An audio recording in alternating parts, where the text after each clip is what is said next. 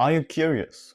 Okay, this is probably a silly question when you consider that many people might say, yeah, I am curious most often, or it depends on the situation.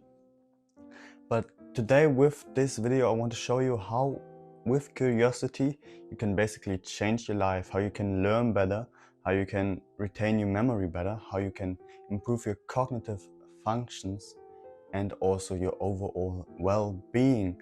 And this seems like something so insane. It's just curiosity, right? But maybe we just looked at curiosity with the wrong view for a lot of time. And in the end of the video, of course, there are some gifts waiting for you, some protocols, how you can exactly implement the things I just described in your life, in your day-to-day life. And now let's get to the video. And I want you to please close your eyes.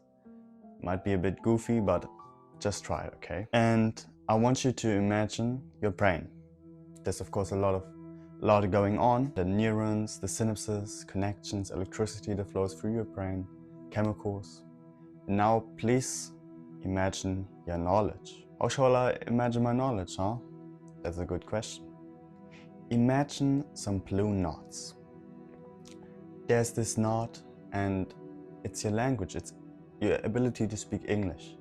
There's another knot, that's your math capabilities. There are more knots connected to your capability to speak English. And English, this is a big knot, it's a hub. And there are more knots attached to this, and there's, for example, house and door.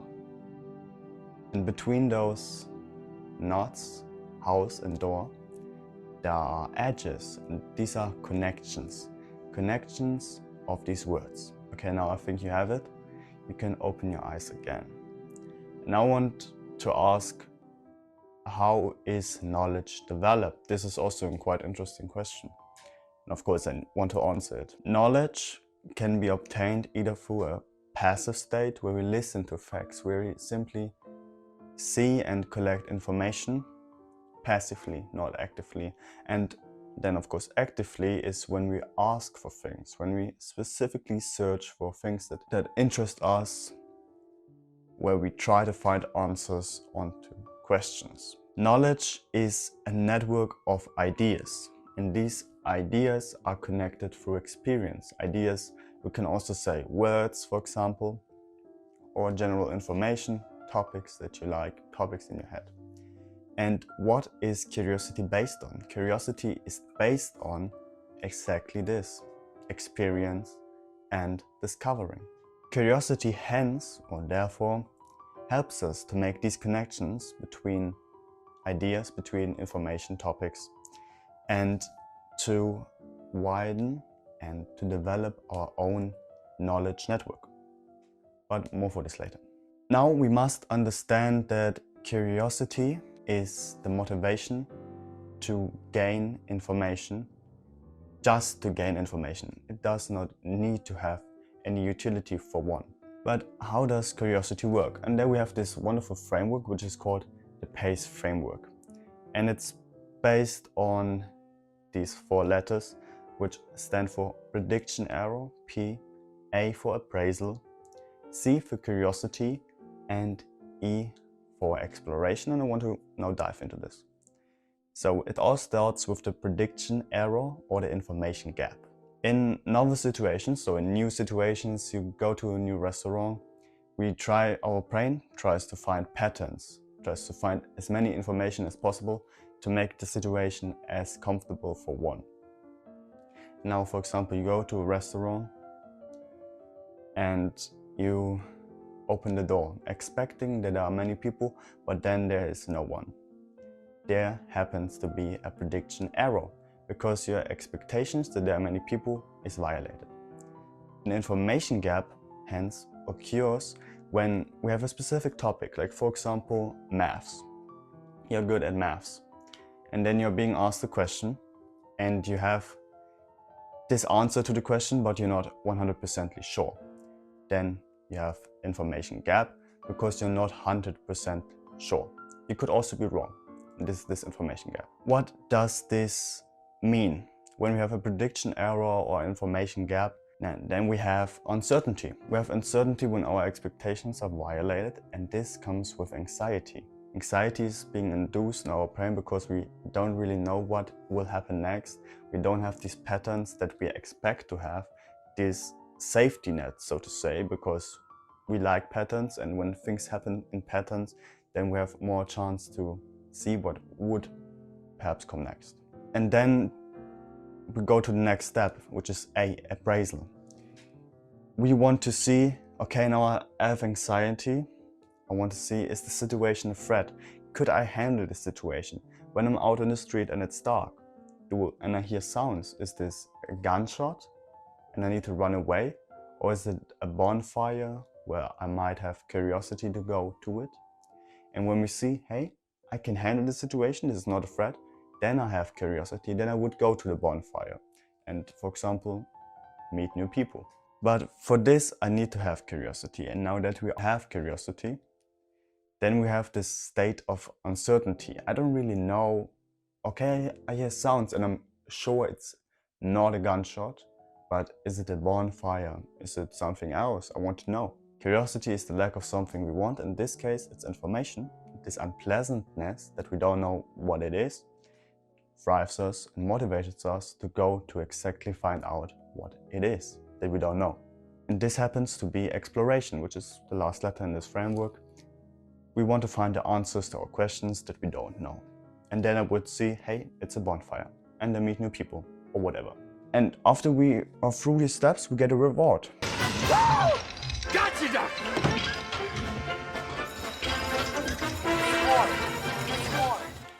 Our brain loves rewards, and it's of course dopamine that's being induced in our brain after we find the answer to our question. And we have seen it's not a threat, so we're happy. But in contrast to other behaviors, like for example, you take drugs and you get dopamine, then you always want to do it over and over again.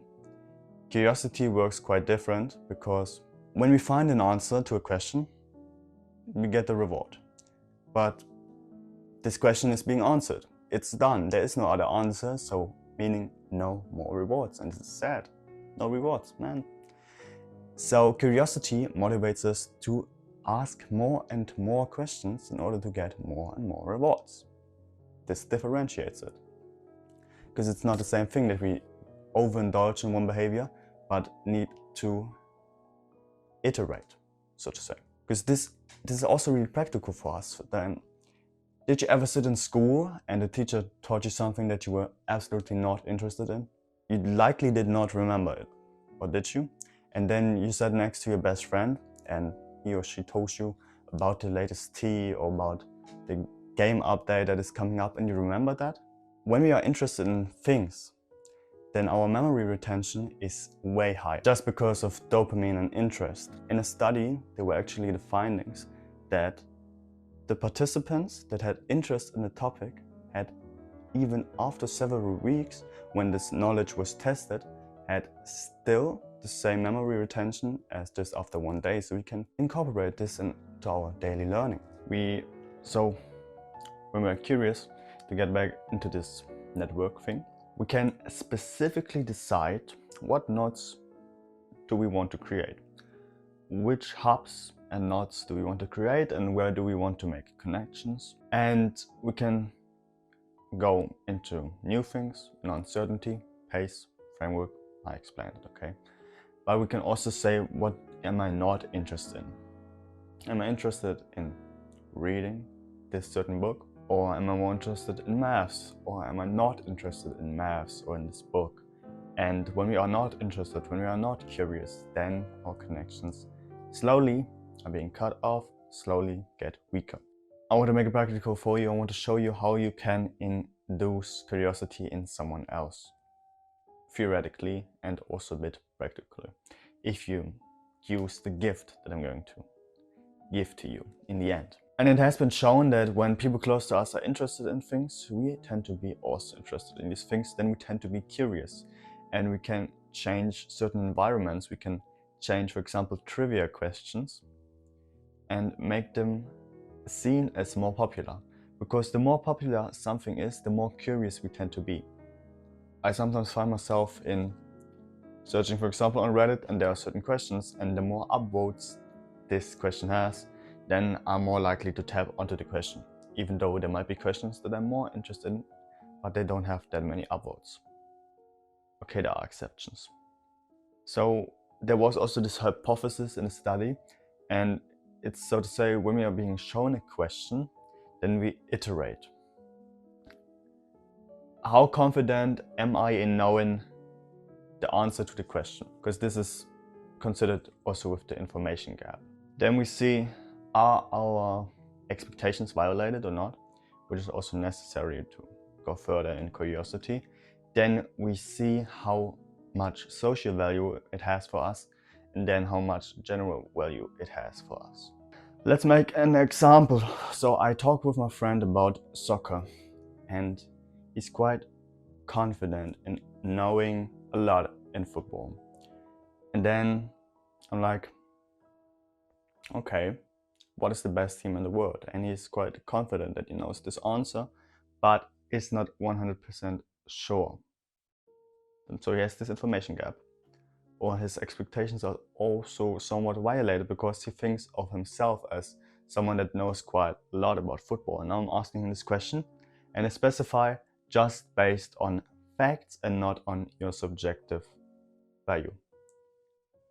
And then he thinks about how valuable could it be socially. It's quite valuable for him as he's a football fan, and there are many people that I would suggest discuss this question on a weekly basis because it's a thing. And then he is also thinking about how valuable is this for me. Could be quite valuable because when I talk to other people that also like football, we can somewhat exchange information here. Exactly. So the more we know the person, we can of course make the variables fitting, just as I did in this example, so that you can induce curiosity. But I just want to quit talking now. I want to give you the presents, okay? And once again, I was asking myself, how can I make it practical? How can I give you tools and protocols so you can enhance your cognitive function, your learning, your memory, your overall well-being, and how you can induce curiosity in other people, just, with curiosity, of course. And so, there we are once again. In the description, you find the protocols, you find the PDFs. And if you were to join my Telegram, which I would be pleased, of course, then we would also find more information about curiosity, more about the neuroscience behind it, and a lot of more facts that you can perhaps use and to build your knowledge network.